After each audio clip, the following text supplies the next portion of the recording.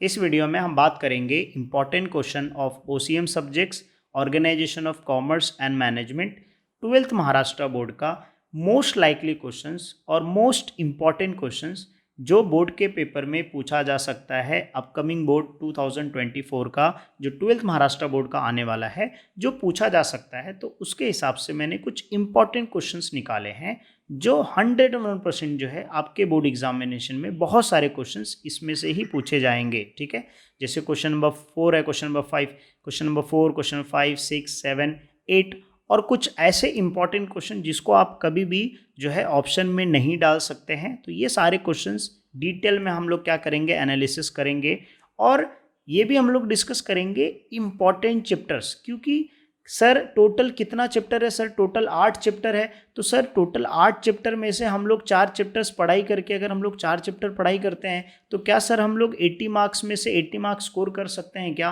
तो ये भी हम लोग क्या करेंगे इस लेक्चर में और इस वीडियो में डिटेल में हम लोग डिस्कस करेंगे। साथ में मैं आपको पेपर पैटर्न के बारे में भी थोड़ा बता दूंगा, जिससे आपको पेपर लिखने में, समझने में और इंपॉर्टेंट क्वेश्चंस काफ़ी आसानी हो। ठीक है, तो ये वीडियो जो है हम लोग स्टार्ट करते हैं। इसके पहले मैं आपको सजेस्ट करूंगा, मेरा इंपॉर्टेंट क्वेश्चंस इकोनॉमिक्स का जो है ऑलरेडी मैंने अपडेट किया है मेरे चैनल पे। उसका लिंक आपको वीडियो के नीचे डिस्क्रिप्शन में दिख जाएगा।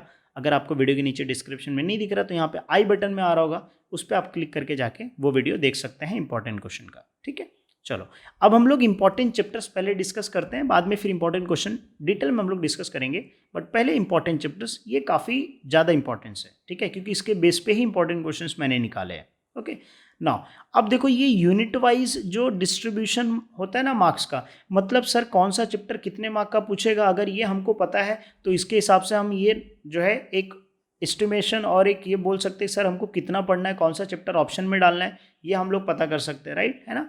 तो अगर आप देखो फर्स्ट चैप्टर और सेकेंड चैप्टर, ये दोनों चैप्टर का ये विथ ऑप्शन के साथ है, कितने मार्क्स का है सर? ये जो है टोटल 27 मार्क्स का। अगर विदाउट ऑप्शन का देखा जाए तो सर ये कितने मार्क का है सर? ये 19 मार्क्स का है। अगर फोर्थ चैप्टर आप देखो तो ये कितने मार्क का है विद ऑप्शन के साथ, विदाउट ऑप्शन 20 मार्क्स, और विद ऑप्शन के साथ कितने मार्क का है? 27 मार्क्स का। ठीक है, और अगर चैप्टर नंबर 8 देखो तो चैप्टर नंबर 8 कितने मार्क का है? 15 मार्क का है। विदाउट ऑप्शन, विद ऑप्शन के साथ कितने मार्क का है? 20 मार्क का है। तो अगर आप ये टोटल करोगे तो ये टोटल बनता है 74। कौन सा? ये विथ ऑप्शन के साथ 74 मार्क का ये चैप्टर से बनता है। सर विदाउट ऑप्शन अगर आप कैलकुलेट करोगे तो इसमें भी कितना बन रहा है सर? 50 प्लस जो है 20 प्लस 50, 54 मार्क्स का बन रहा है। कितने मार्क्स का बन रहा है? 54 मार्क्स का। मतलब कौन से इंपॉर्टेंट चैप्टर्स हैं? तो ये 4 चैप्टर्स बहुत ही इंपॉर्टेंट है। अगर आप ये 4 चैप्टर्स करते हो तो आप बोर्ड एग्जामिनेशन में आराम से, अगर आपको लिखने आता है तो आप 80 में से, हाँ 60 से या 60 से लेके 70 मार्क्स आप आराम से लिख पाओगे, आराम से पूरा पेपर अटेम्प्ट करोगे। मतलब आपका 80 में से 70 मार्क्स आराम से आ जाएगा, ये सिर्फ 4 चैप्टर्स करके। तो सर बाकी का चैप्टर्स नहीं पढ़ना है क्या? नहीं पढ़ना है। ये सिर्फ से जो इंपॉर्टेंट क्वेश्चन मैं आपको दूंगा ना, वो उस चैप्टर से इंपॉर्टेंट क्वेश्चन। जैसे मान लीजिए चैप्टर नंबर 7 है, तो ये चैप्टर नंबर 7 से कंज्यूमर राइट्स का आता है और एक डिस्टिंग्विश बिटवीन नेशनल, डिस्ट्रिक्ट और स्टेट वाला, उसमें से आप वो 2 क्वेश्चन कर लो तो आपका आराम से उस क्वेश्चन से ये 7 मार्क का जो क्वेश्चन है वो कवर हो जाएगा विदाउट ऑप्शन वाला। सर ये बिजनेस मॉडल में क्या है, आउटसोर्सिंग है, ई कॉमर्स वाला है, ई बिजनेस वाला, वो कर लो, कवर हो जाएगा, है ना? तो कुछ ऐसे क्वेश्चंस हैं, वो इंपॉर्टेंट क्वेश्चन, वो हम लोग डिस्कस करेंगे। ठीक है, वो हम लोग साइड्स में अलग से पढ़ लेंगे, लेकिन सबसे ज़्यादा फोकस किस पे करना है? फर्स्ट चैप्टर पे करना है। मैं लिख देता हूँ first chapter, second chapter, fourth chapter और 8th चैप्टर। अगर आप ये फोकस करते हो तो इसमें से क्या होगा कि सिलेबस के हिसाब से मैक्सिमम क्वेश्चन यही चैप्टर से कवर हो जाएंगे। ठीक है आपके, तो कौन सा इंपॉर्टेंट चैप्टर्स हैं वो मैंने आपको बता दिया। ठीक है, नाउ अब हम लोग क्या करते हैं, पेपर पैटर्न और इंपॉर्टेंट क्वेश्चन डिस्कस करते हैं। अब देखो पेपर पैटर्न अगर बोर्ड का देखें तो टोटल 3 आवर्स का आपका पेपर होगा और मार्क्स जो होंगे 80 मार्क का होगा।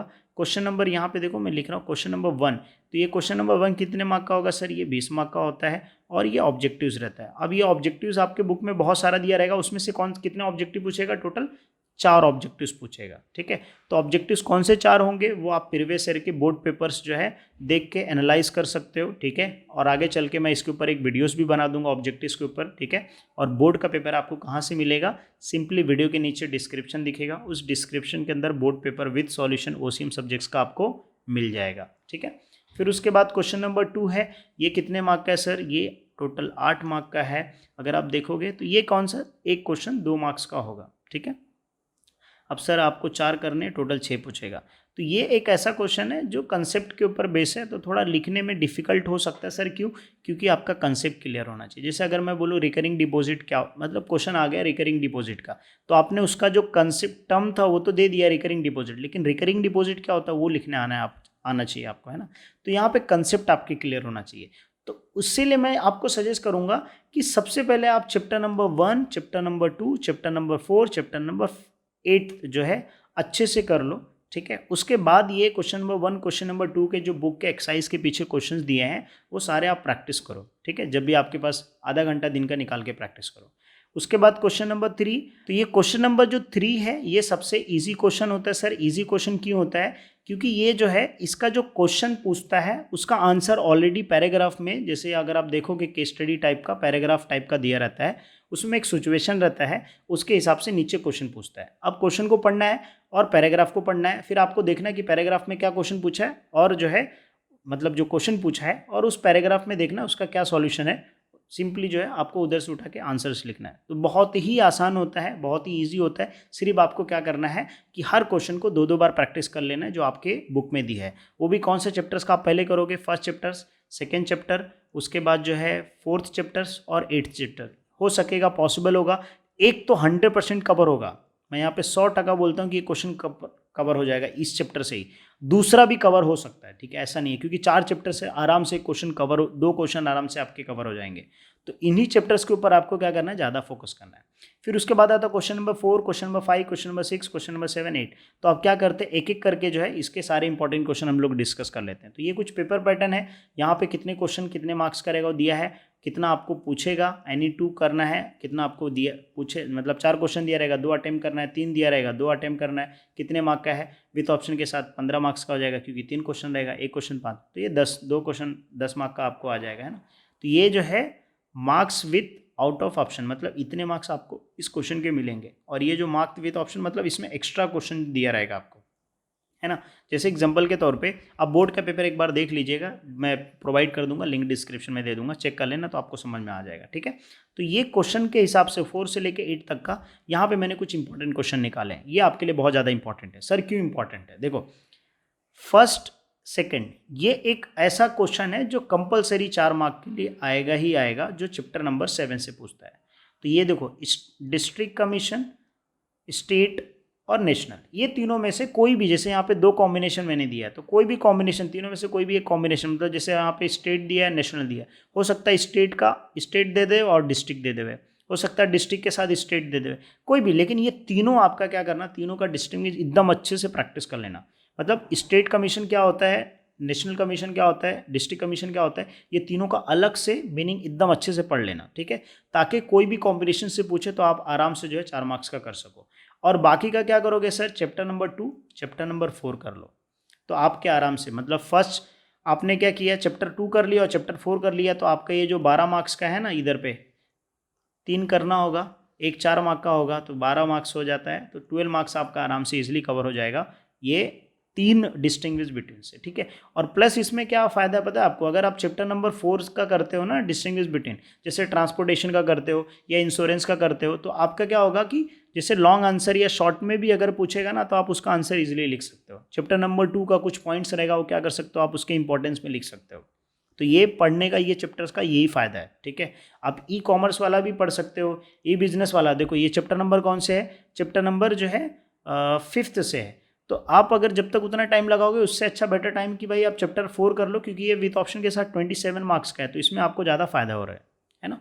तो ये चैप्टर्स के कुछ इंपॉर्टेंट क्वेश्चन है, यहाँ पे मैंने कुछ लिस्ट किए हैं जो प्रीवियस ईयर में अलग अलग क्वेश्चन टाइप के पूछे गए थे इसमें से, ठीक है। क्वेश्चन नंबर 5 है, क्वेश्चन नंबर 5 में देखो आंसर इन ब्रीफ है, कोई 2 करना होगा, 8 मार्क का, मतलब 4 मार्क का एक क्वेश्चन रहेगा, ठीक है।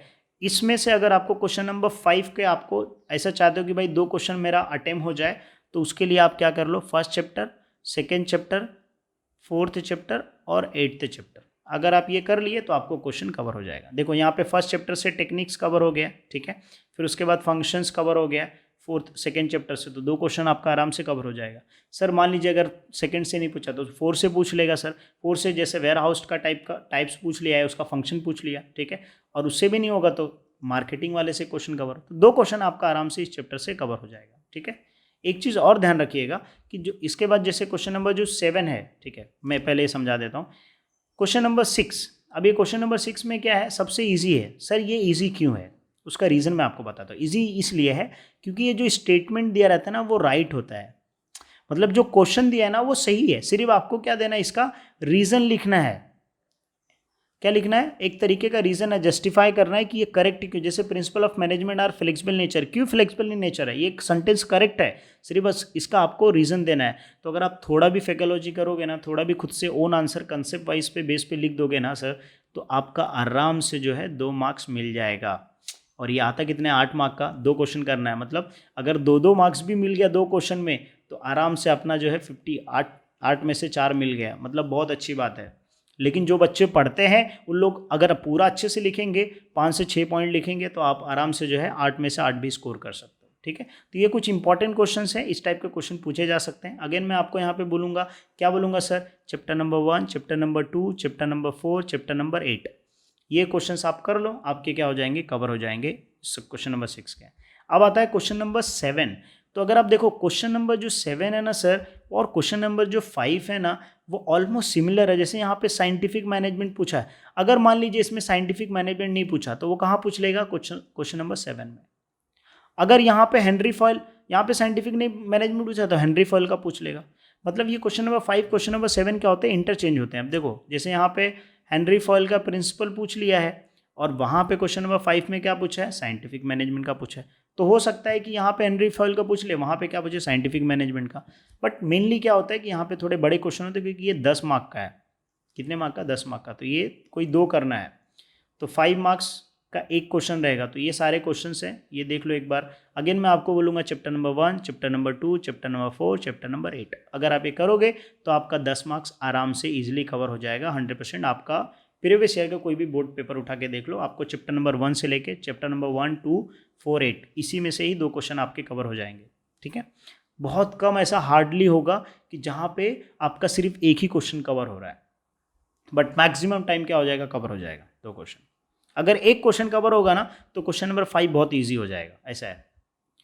उसके बाद जो है क्वेश्चन नंबर 8 है, तो क्वेश्चन नंबर 8 के लिए क्या, चैप्टर नंबर 4 और 8 कर लो, आपका 100% जो है इसमें से ही कवर हो जाएगा। अब जैसे मैं आपको बताता हूँ कि यहाँ पे जैसे इंश्योरेंस लिखा है, इसका प्रिंसिपल लिख दिया। अब इंश्योरेंस का तो टाइप भी है ना सर, तो टाइप्स में क्या है सर, फायर इंश्योरेंस है, मरीन इंश्योरेंस है, लाइफ इंश्योरेंस है, तो तीनों में से कोई क्वेश्चन उठा के पूछ सकता है। सर ट्रांसपोर्टेशन का है, तो ट्रांसपोर्टेशन में अब लास्ट ईयर रोड ट्रांसपोर्टेशन का पूछ लिया था, है ना, रोड ट्रांसपोर्टेशन का 8 मार्क का पूछ लिया था कि रोड ट्रांसपोर्टेशन क्या होता है, उसका एडवांटेज क्या है।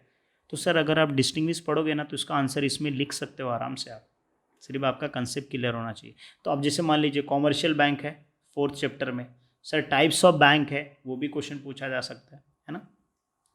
तो 4th चैप्टर और 8th चैप्टर, 8th में मेन क्या है, 7 पीस ऑफ मार्केटिंग, अगर आप पढ़ लिए ना तो आप बाकी का आंसर ईजिली आसानी से याद कर सकते हो, क्योंकि 7 पीस मेन है, 7 पीस ऑफ मार्केटिंग वो आपने पढ़ लिया। तो बाकी जो ये इंपॉर्टेंस ऑफ मार्केटिंग है ना सोसाइटी कंज्यूमर्स के लिए, ये भी आप क्या कर सकते हो, 2-3 पॉइंट आप नॉर्मली एक्सप्लेन कर पाओगे, ईजिली एक्सप्लेन कर पाओगे, ठीक है।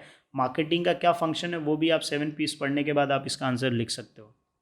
तो मेनली क्या कहना है कि भाई chapter number 4, chapter number 8, again 1, 2, 4 और 8, ये कुछ ऐसे चैप्टर हैं जिसको आपको अच्छे से करके जाना है, कोई भी ऑप्शन में नहीं छोड़ना है, और इससे आपका 60 से लेके 70 मार्क्स का आराम से कवर हो जाएगा, ठीक है। उसके बाद ये कुछ क्वेश्चंस हैं, ये मोस्ट लाइकली क्वेश्चंस हैं, जिसमें से आराम से 2 से 3 क्वेश्चन आपके आएंगे, इसमें से ये मैंने अलग से निकाला है। तो ये क्वेश्चंस आप लिख लीजिएगा अच्छे से, ये क्वेश्चन में से आपके प्रीलिम में भी शायद पूछ लें अगर आपका 3rd 4th चैप्टर आ रहा होगा, ठीक है। तो ये क्वेश्चंस और ये क्वेश्चंस, ठीक है, वही मैंने लिखा, बट यहाँ पे थोड़ा शॉर्ट में लिख दिया कि भाई ये क्वेश्चंस आपको नहीं छोड़ के जाना है, मतलब ये पूरा ओवरऑल पेपर में आपको ये सारे क्वेश्चंस करके जाना है, ठीक है। अब मेन आता है कि सर प्रेजेंटेशन कैसे करना है, डोंट वरी, उसके लिए मैं एक डिटेल वीडियो बना दूंगा, ठीक है। मेरे चैनल को सब्सक्राइब करके रख लेना, ताकि जो है आने वाली वीडियोस जो है आपको उसका अपडेट मिल जाए और आप अच्छे से प्रिपरेशन कर सकें। वीडियो कैसा लगा कमेंट सेक्शन में जरूर बताइएगा, और अगर वीडियो अच्छा लगता है तो अपने दोस्तों के साथ शेयर जरूर कीजिएगा और अपना फीडबैक कमेंट सेक्शन में जरूर दीजिएगा। एक और रिक्वेस्ट है आप सभी लोगों से, अगर वीडियो लास्ट तक देख रहे हो तो आपको और क्या रिक्वायरमेंट है ना, मतलब आपको क्या क्या मटेरियल चाहिए या क्या क्या टॉपिक्स का आपको डाउट है जो आप बोर्ड एग्जामिनेशन में आपको रिक्वायरमेंट रहेगा, वो कमेंट करके अभी से रख दो ताकि मैं उसको लिस्ट करके रखाऊँ। ठीक है, वो सारे टॉपिक के ऊपर मैं क्वेश्चंस वीडियोस जो है अपडेट कर दूंगा, लाइव सेशन कर दूंगा, जिससे आपको फ्री में जो है सारी चीज़ें प्रोवाइड करूंगा, जिससे आपको इजीली जो है अच्छे मार्क्स स्कोर कर सको। ठीक है, बाकी नोट्स के लिए, पेपर के लिए वो सब मेरे वेबसाइट पर आप विजिट कर सकते हो। ठीक है, मेरा वेबसाइट का नाम है इमादुद्दीन एजुकेयर, IMADUDDIN एजुकेयर। ठीक है, educare.com। ठीक है, लिंक डिस्क्रिप्शन में दे दूंगा, सिंपली जाके आप क्लिक करके देख लीजिएगा। ठीक है, चलो मिलते हैं नेक्स्ट वीडियो में।